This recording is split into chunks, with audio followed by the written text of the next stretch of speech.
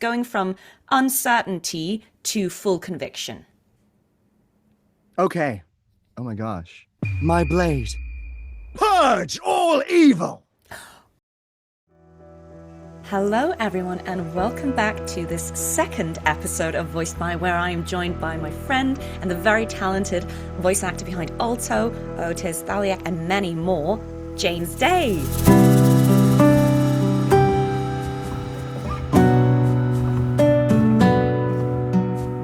Hello! Hi, James.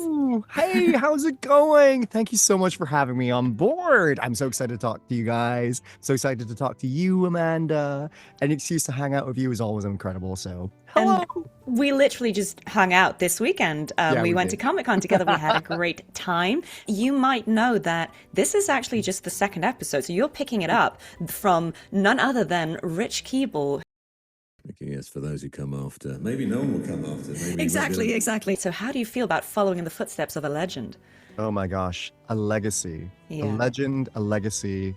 Voice smooth as butter. My gosh. I've been friends with Rich now for like probably 2 years.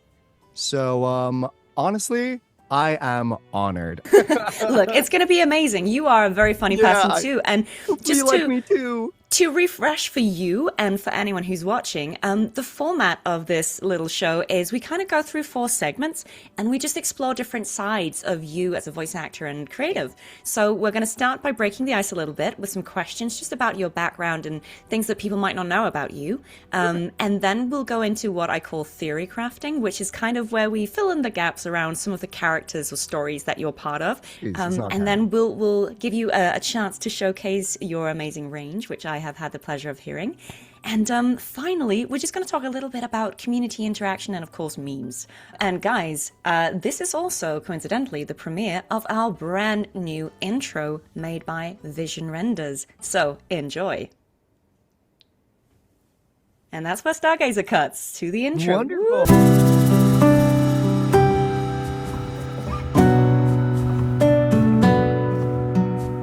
All right, and we'll come back from the intro. So, Wow, hi, that was an James. incredible intro. I loved it so much. I know, right? It's amazing. Wow. Well done, Vision. We love it. Right, so this is the introductory segment. So, James, just to start off, where might the viewers know your voice from? So, I have a pleasure and real honor to voice Aalto in Wuthering Waves. You better listen up! As well as Otis. Not another step! And Thaliak in Final Fantasy XIV. I also voice Silver Ash in Arknights. Well, I know that apart from voice acting, you are also a screen actor, and you've appeared in quite a few shows like So Awkward Academy. I've crocheted you all. Positive potatoes. You what? Silo, and you even have your own CBB show. So can you tell us a bit about what you do in that? So I play a wonderful teacher called Jin Hathaway in So Awkward Academy. We've done 2 seasons of the show now, and it's just so much fun. It's a show that I hold so close and dearly to my heart. It's for people who live in the UK and who've grown up in the UK, if you're in your early 20s, you most likely would have watched a couple of episodes of So Awkward with, Lily Hampton and stuff like that, because the show's been going on now for, I think, 10 years. Is that the show as well where you've shown me a clip of you juggling? Is that from that show? That's right. The funny thing is, last year, when we were filming season 2, I was streaming during the first couple of weeks of it, and for the show, I had to learn how to juggle. Because the funny thing is because the producer actually got the writers to write a whole episode with a section in it where I join a circus troupe and I ride a unicycle. Because I know how to ride a unicycle. Because who doesn't, right? And it was one of the most mortifying things I've ever had in my entire life. I don't know what it is. It just doesn't make sense in my brain. I have pretty decent hand-eye coordination, but I just couldn't get around to it. But when I finally did, I was like, you know what? I'm ready. I'm ready for this. It was 3rd week of filming, and I go on stage dressed up in my clown costume, and we're like, okay, action. Start to juggle. Immediately drop all my balls. So I was like, okay, it's fine. And I picked up my balls and just started juggling again. immediately dropped them. Oh, Then no. again and again and again, and I couldn't juggle. Not only is it mortifying doing it like promising and just not delivering, but promising and not delivering in front of a crew of like what 50 crew members Yeah. who are all on the clock waiting for you to do this thing. But It's like that classic actor's nightmare where you're like on stage performing and you're like, I can't, I don't know my lines, right? yeah, it was a nightmare come true.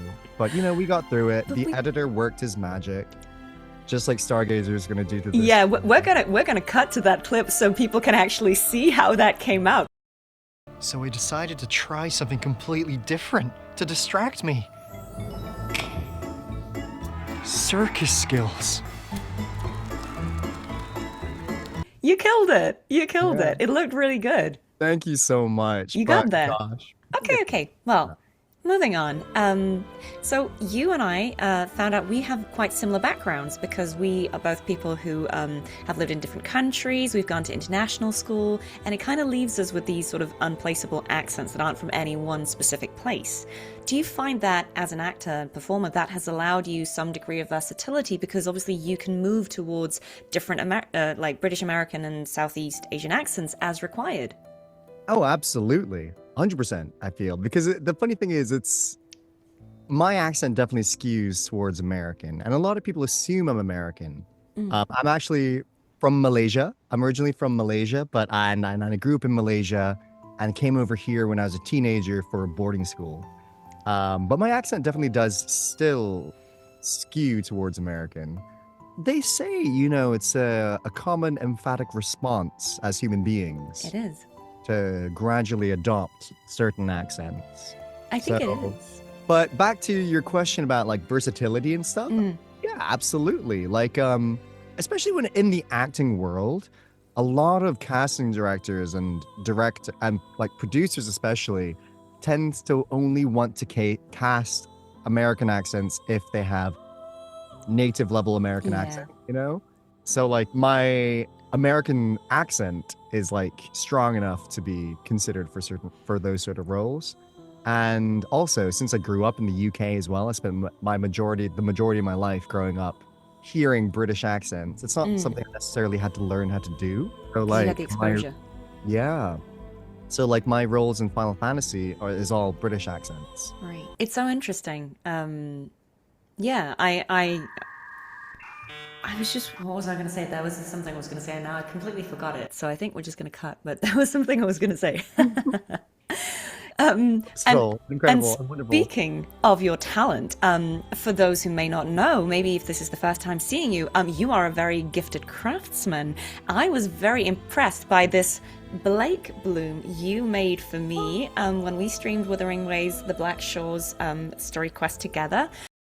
A Blake bloom that I made myself! Oh my god, I love it. I love Hereby initiate you into Black Shores. And also, we did a whole craft stream together, which we will link to. But then I joined you for a craft stream where we tried to recreate Cardathia's hand puppet. And I was so impressed by all of that. And there she is. There she is. Impudent. Have you always had a love for crafting? And do you still get to do it a lot?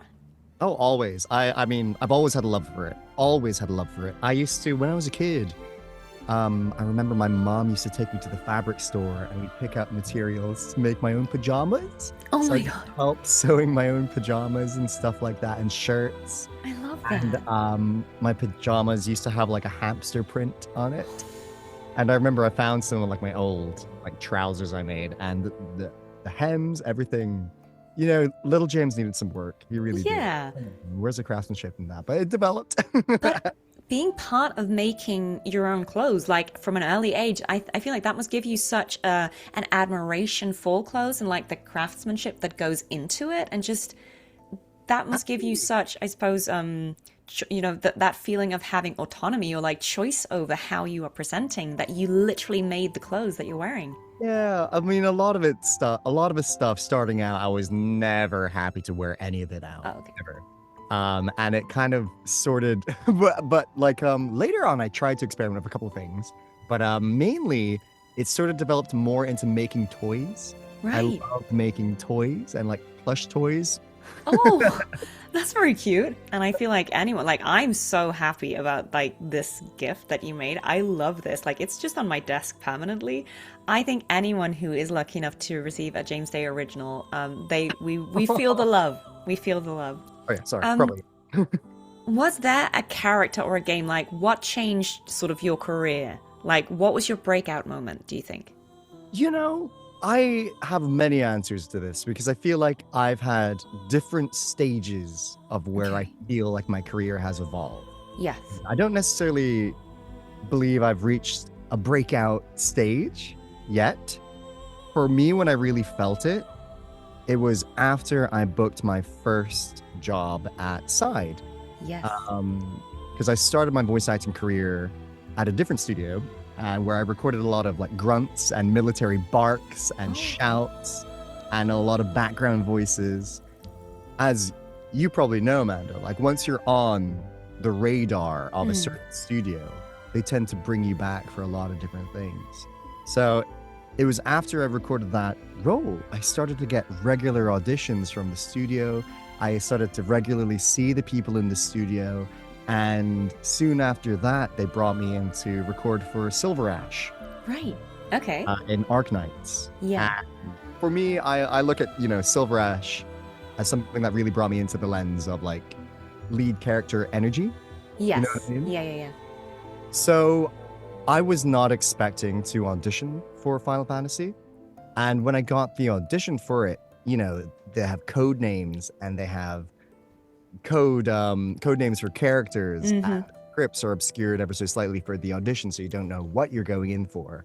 And it really wasn't until I was in the Zoom call with the clients and with the directors that I confirmed that it was Final Fantasy XIV that I was auditioning for. Right. And I just remembered when they were briefing me on the character and briefing me on the game, it felt like time slowed down. As cheesy as that sounds. And in my head, I was like thinking to myself, oh my gosh, this is it. This is my opportunity. This is what I've been preparing my whole life for. And you voiced not only one, but two characters. Yeah, I So do. as a super fan, like, that's not just a dream come true, that's like two dreams come true. Oh, Amanda, the more we talk about it, the more I want to cry. I'm just so happy for you. I mean, this is what we all Thank you. dream of, right? Like being part of a franchise we know and love, and it's not just a job. It's being part of something that you have played and enjoyed and that you are so invested in. Like, I'm so happy that you are part of that universe. I mean, that's just amazing. That's a dream. It really is a dream come true. Okay. So, as a super fan of Final Fantasy, which Final Fantasy game has the best Moogle design and why? Amanda, you don't know what you've just opened here. Or like, give me your top three, because I recognize this is a difficult question. Like, which are your favorites? It's like asking me what my favorite color is, Amanda. I know, I have so many. but like, where should I go if I really wanted the best Moogles? I think a Moogle thrives in the context it's in. Right. Okay. I love the pixelated Moogles in like Final Fantasy VI. Like Mog is incredible. The design is perfect. The character, perfect. Everything about that pixel design is just, to me, my earliest memory of a proper Moogle, and Okay. it's always in the back of my head as like a Moogle ancestor. All right. So, this is where we're going to go into the next section, which is the lore crafting or theory crafting. So, just to set expectations, nothing we are going to say now is in any way canon. We do not speak for the writers or the developers. We are just two silly voice actors who are theorizing about, some unexplained questions or open-ended parts of games that James has worked on. So, first of all, for all the Wuthering Waves fans here, I have to ask. So, if you have played Wuthering Waves, you may be aware that Aalto, James's character, was very excited about getting a boat, and then he very shortly thereafter lost said boat. Don't even say that word to me, Amanda, right now, I please. know, I I know. am triggered. This is a very sore subject in my heart. It's very sensitive, but I feel like inquiring minds, like the fans, need to know when that boat was destroyed by Cetus the Tidebreaker. I mean, between you and me, was this a Black Shore's insurance scam? I refuse to comment. Oh, okay. Because I did some digging as a good investigative journalist, and I found a screenshot where Rover observes an NPC called Lane saying that rumor has it that Cetus won't come to the bargaining table and insurance won't touch international waters. And I feel like there is something suspicious about this. I'm going to stop you right there, Amanda, because I just want to tell you that, please, you should not bring Cetus a tiebreaker into this. Me and Cetus the tiebreaker are moving forward in our relationship. Right. Sure, we went through a salty patch, a sea salty patch. All right, okay, so we're trying to mend our relationship. So just answer this briefly. Which are your two favorite Final Fantasy games? If you could only pick two, what are the two favorites? Oh, how could you do this to me, Amanda? So because I need you to name two, so I can ask you the second part of the question. Okay. So off the top of your head, Final Fantasy XIV. Final Fantasy VIII. Okay. Final Fantasy XIV and 8. If we swapped the main cast around, how well would each group do against the other's antagonist? I genuinely believe that the Warrior of Light is probably canonically one of the strongest protagonists, full stop. Okay. The Final Fantasy VIII team faring in the world of Final Fantasy XIV with the world-ending crises, you know what? They have enough plot armor to do it, I think. Yeah. They could do it. They could pull it off. Well, brilliant. Okay, so we're going to go into the third segment where we're going to talk about your range. And we've already touched upon this a little, but, Wuthering Waves and Aalto fans, they will know you for your kind of upbeat, charismatic delivery. But I know that prior to Wuthering Waves, you actually got more known for your deep voice. So can you give us an example of what that sounds like for people who might not know what that is? I did. This. I could go even lower. I haven't warmed up. Oh, no. I'm not going to put you on the spot, but... But if you listen to a bit of Otis's voice, he's very... Villainy! He's very, very low and he can get very aggressive. He's very much a masculine character. But even Silverash's voice? Yeah. Doctor. What are some Silverash names? Doctor. There are better ways to kill time. Care to try one? He's also very. He's a very cool character too. He's a very cool, suave character. But that's interesting. All your characters are cool, it seems, but just in different pitches. Oh, you think I'm cool? Yeah. Do you have other hidden vocal talents that maybe you don't get to show us very often? Yeah, I think so. I would say I love making creature noises. Oh. And monster noises, non-human noises. Yeah. Which they're so much fun to do. They kind of wreck your voice a bit, but I love to do them. Do you want to hear some? Yes, please. Okay. Stargazer, you might have to cut and edit things just because I might break out in a cough because my voice isn't doing so well, but I want to show it. Okay. Wish me luck. Yes.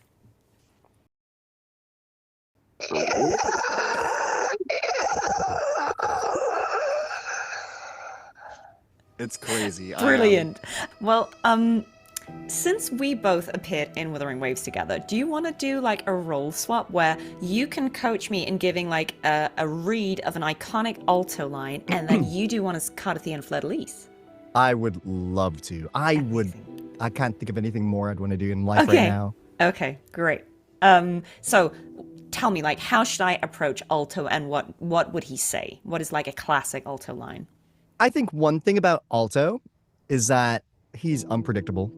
He's a very unpredictable character. So vocal qualities, very not direct. He's a very not direct person, and he's a very floaty person. So his main lob and turn is float. Nice. Okay. And he is, he is very suave. Yes. And a lot of what he does is intentional and put on. So just think about that. Yeah. Okay, also, he's a bit of a troll. I think one of his go-to lines for me is credibility in the name and customer satisfaction is the game. Okay. Let me try. Let me give it a try. If I was Aalto, maybe it would sound something like this. Credibility is the game and customer satisfaction is the name. Okay, let me try that again. You can do it. Take two. Okay. Customer service in the name and credibility is the game. Oh, sorry. Yeah, okay, we'll try that again. Take 3, guys. Take 3. Credibility in the name and customer service. Oh, why do I say that? Customer I would service. fail the audition. Brought to you That's like 24/7 customer service. Get out. Black Shores customer get service. out. Okay, we'll try again. Take 4, man. Credibility in the name and customer satisfaction is the game. I love it. It's a tongue twister. She isn't could it? be a used car salesman if she was like I like female that. alto. Okay, so let's have your take on Carthy and Fleur de Lis. So Ooh, it's- obviously, I don't want to give you any spoilers. I think maybe just approach it from the idea that, you know, these are like 2 sides of a similar coin, but they're like opposites. And so the trick here is that there are lines that start in one voice, but then go into the other. So that's the real so challenge. exciting! But obviously you split it in 2, right? Because you can Yeah. start small and then go big. So a classic line would be, my blade, purge all evil. So starting in the younger Cardathia voice and then finishing in the Fleur de Lis one. I guess going from uncertainty to full conviction. Okay. Oh my gosh. My blade. Purge all evil. Oh my god, that was so good. I love that. That is so Look, I'll- good. I think it's brilliant. All right, so we're gonna wrap up with some memes. Is there a moment of community or fan interaction that really stands out to you as like a meaningful moment?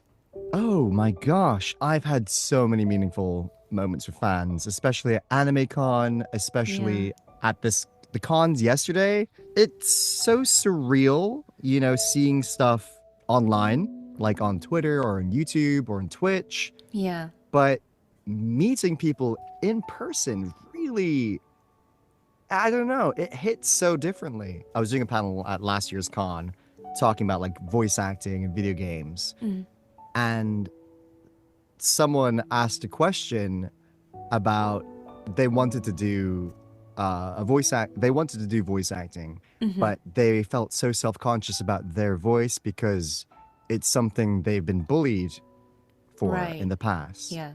And, you know, there's a lot of trauma behind it. And, you know, I was also sort of made fun of for my voice as a kid. Right. And I think one thing like people need to remember is that there's no one else in this entire world who sounds like you, you know? Yeah. It's like something you said in your panel yesterday. It's like your voice is unique to you and it makes no one else could offer what you bring to a character. And we just had such an incredible time talking during the panel and then after the panel. How in touch are you with like memes around your characters? Like, are you aware of them? Do you have like favorites? Well, I mean, I am chronically online for the Yes, most part. okay. I think the one thing which I think most people had most fun with was Aalto's boat, Yes. you know. And of course, David's video, Yes. Nothing Beats a Black Shores Holiday. Which is an absolutely fantastic reference to Absolutely. the Jet 2 holiday meme. Yeah. I desperately want to voice that entire trailer for him again. I feel like we need to have like a collab where there's like the special edit, the James Day edit, The where James you Day edit. voice I it. would 'Cause love obviously to. David does a really great job. He's a much better alto than I am. Oh, but, David's nailed it. oh, And amazing. it's what I also love is just not related to Aalto, but the Camellia mascot, the Camellia Yeah. face. Yeah, I mean, It's incredible. It's amazing. all right, James, that was all the questions I had prepared for you. So thank you so much for your time and your generosity and your talent. It is an honor to have you be the second guest on My Spine. I hope we get to see more and more of you, not just as Alto, but as all your upcoming characters for years to come. So where can the viewers follow you if they want to hear more about you, if they want to catch your streams? We said you are at Hey James Day. Is that where you are everywhere? That's right. I'm at Hey James Day on all social media that I have. So YouTube, Twitter, Instagram, TikTok. I can't think of anything else. Twitch. Absolutely. Twitch, that's the main one. That's Yeah, my main that's where one. you should Yeah. probably follow him. But yes, Yeah. absolutely. And is there any like voice actor you'd like me to, you should definitely keep an eye on that one. Someone we should see more of, who has maybe some talents we might not be aware of. Who should I invite?